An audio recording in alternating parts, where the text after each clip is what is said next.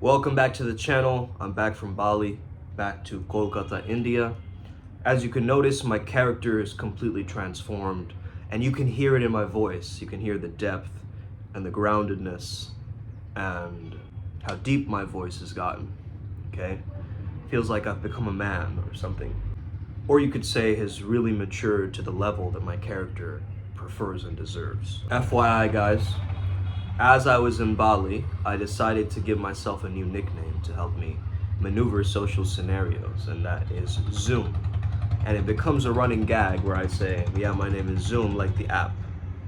Now, why is this even related to the topic at hand? It's because it was decided by me. It was chosen by me.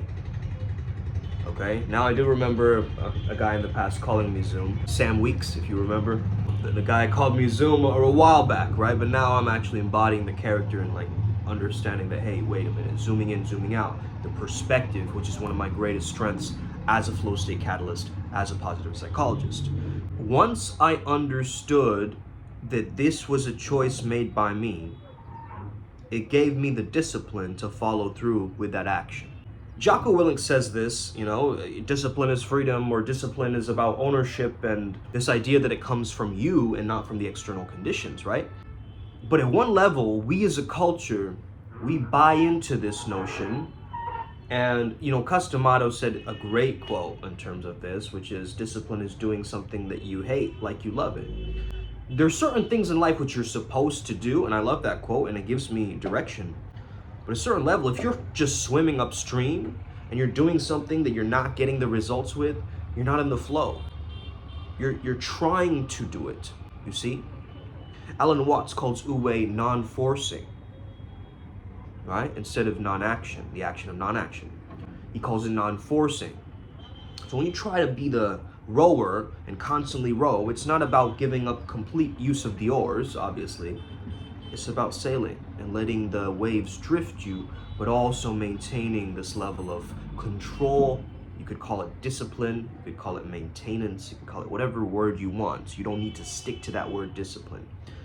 But as a culture, we become very rigid. What do I mean by that? We become very stuck in our ways, very stubborn.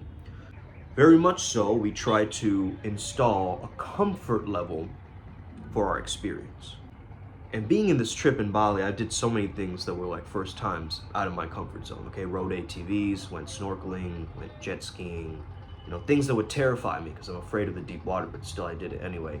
And it pushed my limit, it pushed my edge of my character and my beingness.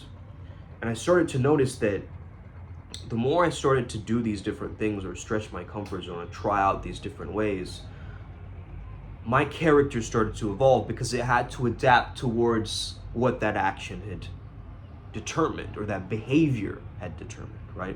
Like for instance, going through ATVs, I had never been on a motorcycle in my life, right? But knowing that Joey, who was on the trip, he was one of our premium clients who came to Bali, he had some understanding of it. So first of all, I knew, the back of my mind, I know that Joey's got me. And in one case, he actually did save my life based on, there was a giant stick that was carved into the front of the ATV, which he pulled out and just told me bro, wait a second. Hey, that could be really dangerous. So again, that protectiveness and that feeling of we also met these other ATVers, right, as we were riding. And it was fun to connect with other people in that moment of chaos. I don't know what it was about that, where it was just the adrenaline was going when a social interaction did not feel out of alignment. You just felt, hey, you're doing this thing too. Where are you guys from? What's going on? Just a natural, spontaneity. How does this relate to discipline and rigidity? When we get so rigid and stuck in our ways, we're not accessing flow state anymore. We're concluding something. And on the path working, if you're a mystic or a magician or a flow Jedi or whatever you want to title yourself as, savage shaman, priest, beast, we have so many titles, right? If you are that, are you going to stay stuck in your ways? Are you going to let your past haunt you over and over again? Are you going to be so rigid where you can't even get yourself to feel your emotions and it feels bad to cry or it feels bad to emote or express yourself? Because this is just the state of humanity that I'm speaking out to you. This is not something new that you're like coming across this video and understanding, right? The thing about rigidity is when you feel like, and this is again, a feel like, when you emote or express your feelings, something bad will happen. I'll be out of control. This person will not like me anymore. We have all these preconceptions and these ideas, okay? Now, at one level, of course, as a man, you got to handle your own problems. You can't impose that onto the world and blame others and do all that stuff, right? You gotta go like, yo, this is my thing. I gotta get my shit together. I gotta go, okay? Get after it, as Jocko Willink says. Now, if you're seeing this rigidity in your environment around you too, you gotta understand that that's your shadow, okay? Because whatever annoys you in somebody else are aspects that annoy you within yourself or your past self, okay? So if you're like, oh, that person is egotistical, that's something to work on in yourself. I can't believe this person didn't call me or ignored me. That's a shadow within you. You've done that to other people. You see what I'm saying? So there is this kind of mirror-like effect in our experiences, and not a lot of people want to face the shadows. They want to go into fluffy light worker land and stay there, right? Now, for myself and Ryan G and our whole Primal Sutra process, as well as my Flow Awakening process, or Flomo Sapien, which is the name of the program, we take you not only to the shadows, but to the light again. So we go from the light to the shadow to the light. This is the path of the Ruguru instead of the Guru. The Guru is the one who goes from dark to light. We go from light to dark to light. It's a very different process because until you do the shadow work, how are you going to attain master or grandmaster status? Which is something we came to discover. We have quite a high possibility to be grandmasters in this art form of flow state. How do you get more disciplined? You got to understand what your values are. Okay? What do you value in this world, in this life? And how are you acting through those values, which become your strengths? So let's say that one of your values is honesty, okay? Let's say that's one of your values. What happens every time that you become dishonest? Or you try to lie or cover something up or fabricate something or exaggerate something or, blow it out of proportion or make it seem less or cut it and dilute it and mute it? What happens to you? You crumble down your values, therefore crumbling down your self-esteem. Because you told yourself you're going to do something and you didn't do it, therefore yourself cannot trust you. Your subconscious cannot trust you. You're saying, I'm going to read 5 books this weekend. You barely touch a page. What happens to you? You go, I am a disciplined person, right? The self-image is there. And then the actions don't match that. And it starts to fragment or separate from each other. I believe healing is important before discipline. And there's a reason why, because a lot of the times our past traumas or different things that have happened, not blaming the past traumas either, right? Not being like, use it as a scapegoat and be like, oh, it was because of my traumas that I'm so, fucked up today. You don't have to, take it to that extreme. For a lot of people, they don't know how to be disciplined because they don't have masculine role models. And where they are in their environment, they're not getting that sense of camaraderie, brotherhood, actualization, movement, momentum from anywhere. There's this emotion wheel that I came across. It's very, very interesting. I'm gonna show it right here. So if you notice right here, anger is not just anger, right? There's irritation, there's frustration. There's a lot of different ways to describe this experience. And when we can get more specific about what we're feeling, we can understand our own rigidity. We can understand how to, maneuver these emotions, because we are the pleasure alchemists ultimately. We take our bad state, quote unquote, because every state is a good state, or every emotion is a good emotion in a sense, because it is helping you in some sense, right? Is it a sadness or is it a loneliness which splits into either isolation or abandonment? Once you get to the core of it is because of the abandonment trauma, my wounding, now you know why you're sad. You see what I'm saying? So you have to follow the line and the trail in your thoughts of what is happening when you actualize your discipline. Maybe you don't see yourself as a disciplined person. Now, I would highly recommend you do this. Just create a line on the center of a page. One side you write down, what is my old self? Old self might be lazy, complacent, imbalanced, frantic. Now find reframes for these, or ways which you would actually prefer them to, and write down current self. Now, doing this exercise kind of speeds up this process of getting you and actualizing what you want in your mind, right? A lot of people don't want to sit down and do this, but it's a great exercise for you.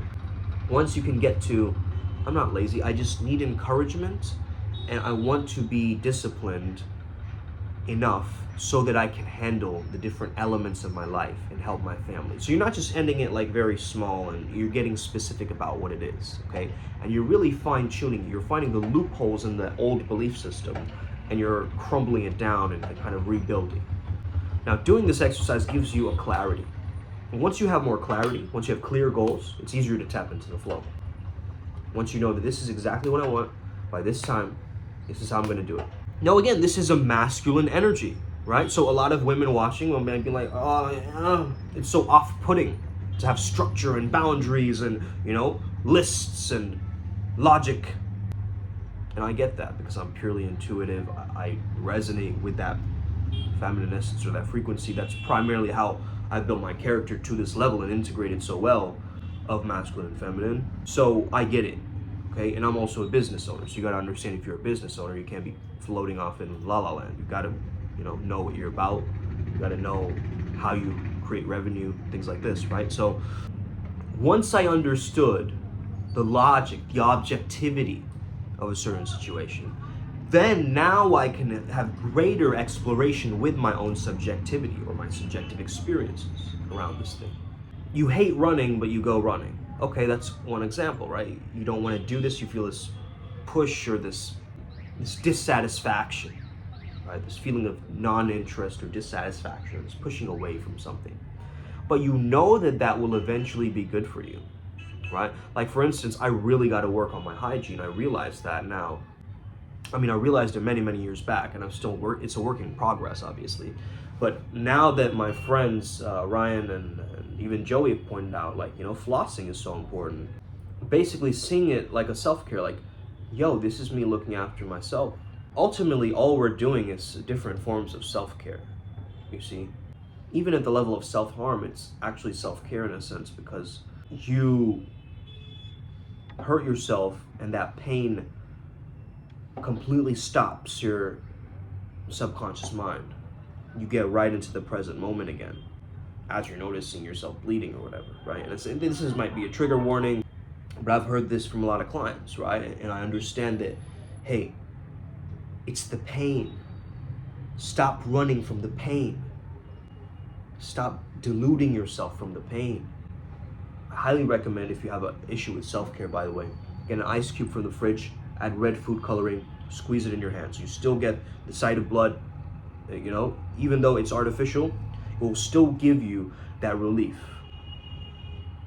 So if you're coming across this video and you need someone to hear this, who's really struggling with their mental health, recommend this to them, okay? I'm here to help people. I'm not just sitting back here making YouTube videos, like trying to be the flow state god. I'm here to show up every single day, pouring my heart out, my soul, that you can sense in my beingness. That this is what I'm about, man. This is what I'm gonna do. And I walked around the airport seeing so many people, just looking at me. Everywhere I went, I was treated like a celebrity in Bali. I didn't even understand what was happening, okay? Maybe they saw me as dollar signs, but it is what it is, okay? That is a true meeting of the golden shadow and the abundance codes that I got received in Bali, because I spent a lot of money in Bali. I'm not gonna lie, right? I did spend a lot of money. That money is going to double, just because I now have those reference experiences, which is going to give me enough momentum and fuel to move forward. So the discipline is, I say I'm gonna do something, I'm gonna do it. I say I'm gonna do something, I'm gonna do it. Even if it doesn't feel good, I know I'm supposed to be doing this thing. In that moment, it might not feel good, but it's worth it. And that's what matters. It's worth it. It's worth you going through the struggle, challenging yourself, putting yourself through the fire, the Agni Path, to come out of the other side as a changed human being. It's worth it. Like, I had one of the most effortless conversations back in Bali with a very beautiful woman. I didn't feel forced at all. Didn't feel I was trying to validate myself or impress her or do anything. No, this was a genuine human interaction. And I felt them as a person. I felt they were a little bit nervous. And that's cool, man. That's really cool. Because you get so much from other people when you can just speak about your passions like that. Like, I was speaking about positive psychology and she was like, her eyes lit up like, whoa, holy smokes, this guy's really passionate about what he does. That's infectious, man. That gets into, like, you guys are sensing it from this video already, but there's a change that has happened. And for me, discipline has never been about punishment or rigidity or, staying stuck or stubborn, following and self-sabotaging and being in the same loop. No, it's not about none of that. It's about your decision to improve. So once you decide, I'm going to improve my life, and you take the actions, even though they feel it might be difficult actions. Or, like, the decision right now that you're struggling with, right? You're thinking right now, I'm going to hurt this person, and therefore I don't want to do this.